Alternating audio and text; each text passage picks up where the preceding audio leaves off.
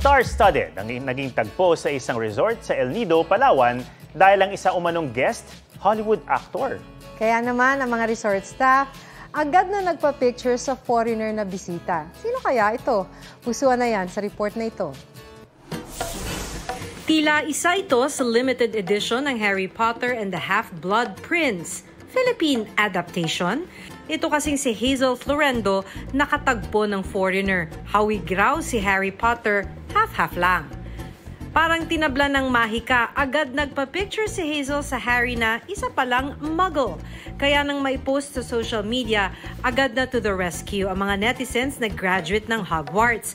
Hindi raw ito si Harry Potter Daniel Radcliffe, kaya change edition tayo to Chamber of Secrets. Nagtatrabaho kasi siya sa isang resort sa El Nido, Palawan kung saan itong foreign guest ay nagpunta. Pero dahil may pagkakahawig nga, inakala talaga nilang ang Hollywood actor ang kanilang bisita. Pero wala naman daw plano si Hazel na manloko ng ibang tao na may artista siyang nakasama. Fan mode activated lang kaya agad siyang napapost.